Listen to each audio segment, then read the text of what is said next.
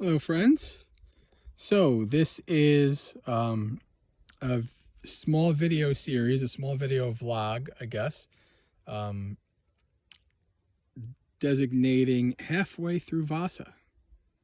So I've been here in California at Aranyabodhi Monastery, living in a tent for about 50 days, somewheres around there. And I figured I'd kind of give a little update. Um, and then I'll do another one and I'll write an article, about the whole experience later on, but I'll do another one at the end. Um, and so these are going to be probably a series of smaller videos because of uh, mountain internet upload speeds and all of that. It's probably better to keep them short. And I guess I'll start from the beginning, right? The idea for this Vasa coming out to California was actually Aya Tataloka's last year. She invited me to come out for Vasa in 2020.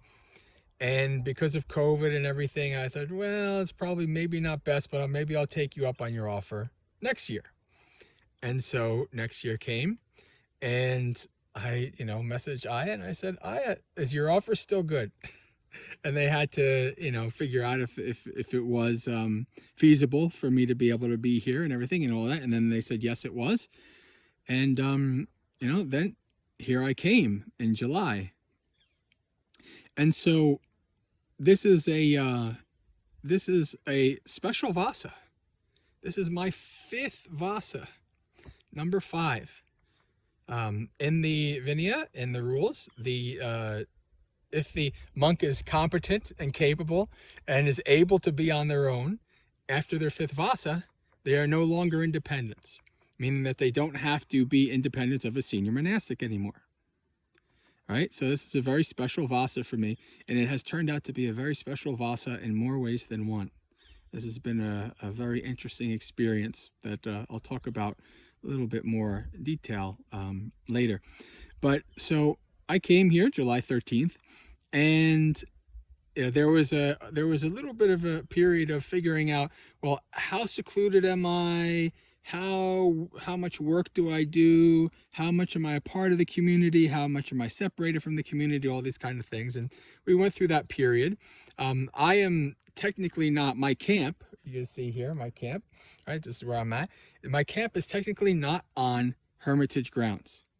It's on grounds above the Hermitage that are like shared between all neighbors, all the people who live in the area. So this is called a shared place called the Saddle, which I made a little video about the other day, doing my path to come up here and explaining what the Saddle is like and seeing a beautiful morning on the Saddle, a misty, sunny morning.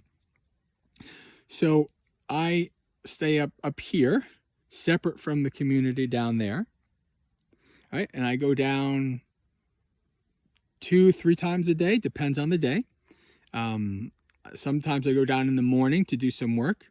Right, when I first got here, well, I knew already that this was not going to be a completely utter seclusion, and that the residents don't do any work or anything like that. Right, so this is going to be a place where they work and so, but I didn't realize how hard they work. They work a lot of hours here, and so I felt a little bit bad. It's like, coming from Bob and all the work that I did, I know how it goes. And so I said, maybe there's something I can help you with. Right? And they said, oh, I know, you could take out the garbage for us. And I said, hey, I reject this blatant sexism. A guy comes and now he's the one taking out the garbage? No, but I said, no problem. Right? And so, once a week I take out all the garbage and recycling and compost. And, it's not like in suburbia. You got to drive out. you gotta bring it out. So it's a bit of a job. And now I'm doing some woodwork, with them, chainsaw work, stuff like that. But so basically I'm here and I'm doing my thing. I'm all the way up here. There's no internet, there's no connection up here, right? So most of the day I'm up here by myself. And then I'll go down for lunch. I'll get to, go through the procedure and get my food and, I'll have my phone with me and I'll turn on the internet just in case there's somebody who needs to talk to me, because later on in the day, right, it's California. Everybody I know is basically East Coast. So they're all later.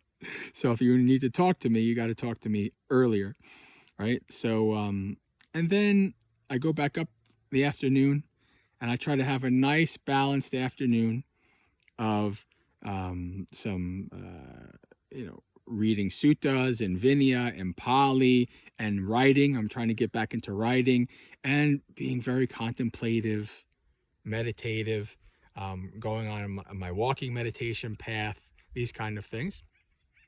And then around 6 o'clock, I go down and I get to do some sitting meditation in the yurt. And then I have what I call my office hour, like from 7 to 8. I will use the internet and respond to emails and things like that. And then after that, I come up back to my nice secluded spot, my nice secluded camp called Raven Mist. Why is it called Raven Mist? Because there's tons of ravens around here. You hear them all the time. And there's tons of mist. I can look out and see the mountains and see all the mists coming in from different places, from the ocean over there and things like that. So it's Camp Raven Mist, which I think is a pretty cool name. I don't know if it's going to stick after I leave, but for while I'm here, it's Camp Raven Mist. So when I got here, it's been July 13th I got here.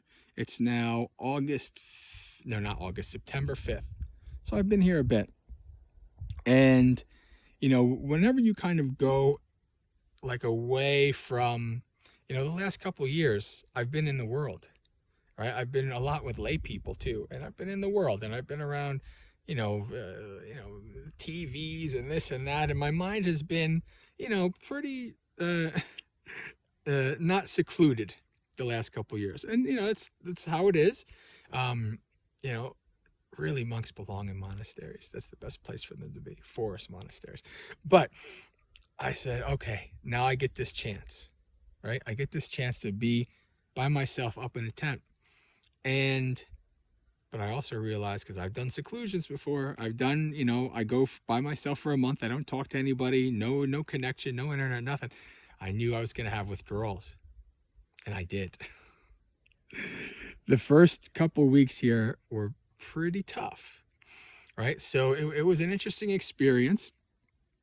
I was in a brand new place, right? So, I had been here one day before, but like in terms of living, okay, I'm living in a tent in the wilderness here, right? So I'm in a brand new place. There's lots of novelty, right? I don't know what there's mountain lions here, and I see there's scorpions and tarantulas. I'm like, okay, what is going?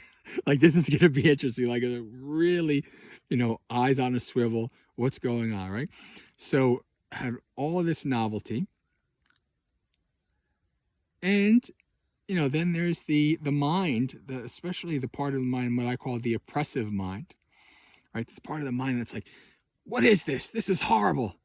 I want to go back to the internet, go back to being fully connected and all these kind of things, right? So there's this mind that just does not want any part of what's happening at all. There's a part that's like, oh man, it's been so many years since I've been in a tent. I love camping. I love being out by there's a part of me that's like, this is awesome. Like, this, the little survivor man part of me. And then there's a part of me that's like, this is the most horrible thing ever. Let's go back. All right. And so for the first couple of weeks, I had a real battle in my mind. A real battle. And it was a lot of suffering. It was very oppressive. That's why I call it the oppressive mind. Oppressive because it was like always there. It would come out and it would rear. But then even after I kind of got it settled and I was, trying to focus on doing something else, then it would still kind of be there, just in the back of the mind, waiting. And so I've come up at 10 minutes already. So I'm going to stop this video and I guess I'll start another one. Maybe this will be part 2.